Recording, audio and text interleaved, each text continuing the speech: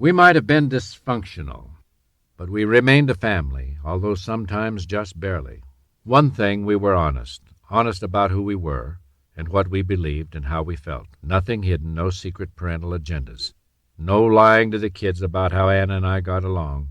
Ugly as it might have been sometimes, it was all laid out there plain to look at. A couple of times I took the belt out, which I admit was wrong. But I also hugged my kids and squeezed them till they hollered, and I wrestled with them and I yelled at them and I loved them right out of their baggy little pants, and they knew, by God, that I loved them. They also knew I was nuts. They forgave me and loved me back. Built a studio in the rear of the house, and I began to paint. I struggled with the mixing of colors, the stretching of canvas, the creation of form. I began to read art history and art criticism. I thought that surely painting was a way out of my trap. Soon my escape became my brush, my creations in oil, as haunting and tortured as Van Gogh's. Self-portraits, paintings of wounded birds, of crows caught in the snow, paintings of withered bird carcasses, human carcasses, paintings that reflected pain, not joy, agony, not redemption. I painted with a fervor. Sometimes I physically attacked the canvas with the brush. Sometimes I shot holes through the painting with a pistol. Sometimes I painted rapaciously into the night. Sometimes I painted drunk. My marriage was tortured. Still, I thought it could never be worn away. It could absorb the madness, take whatever was thrown at it, whatever injury, whatever insult, whatever infidelity. The marriage could withstand the drinking and the screaming into the night, take it like the rocks at the bottom of a pounding waterfall. In the 1960s, even in Riverton, Wyoming, the boys were letting their hair grow long. Anna and I had become pseudo-hippies ourselves. I began to further test the values that had been plastered on me as a child, and the plaster was cracking. Maybe work wasn't what life was all about. Maybe you could escape your traps in the mountains and deep talks with nature and with yourself in poetry and painting. I began to take the summers off, took the family to a little ranch I had bought, 120 acres by a clear mountain stream, a place called Hidden Valley on the reservation. Nothing to do up there but paint and fish and write poetry. The flower children were in revolt. The flower children were my children. The flower children were Anna and I.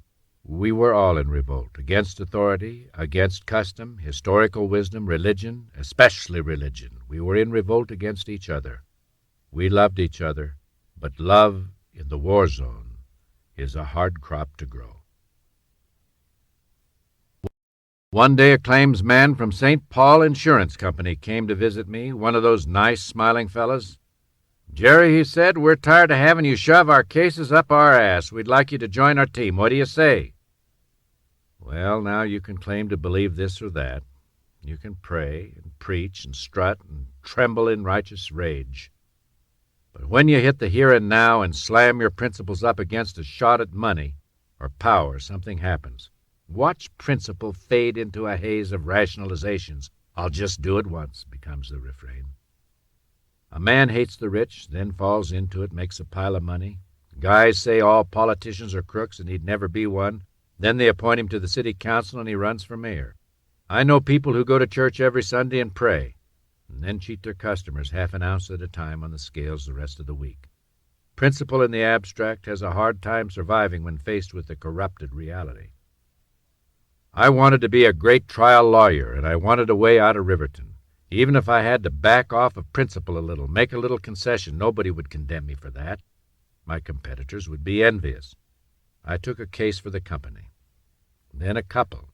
It's easy to slip into it. You get hardened to what you do, and it gets to be okay after a while. It's dangerous, this getting hardened to things. You argue yourself out of your humanity. Your soul leaks away, one small drip at a time. You hardly notice it. You plaster it up with arguments like, "Somebody has to do it, just as well be me." Pretty soon, you don't have any time for arguments.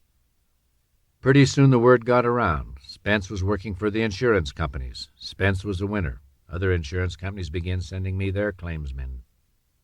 There's a place at the bedrock of a man where his footings stand, and there I must have realized I was on the wrong side. I must have fought off the guilt, but I had become an expert at sloughing off guilt. Honorable men and women represent big money and big companies. Yet I must have known that representing insurance companies against injured people, against my own kind of people, was a waste of life. In the end, I must have known. Power is the bastard child of money.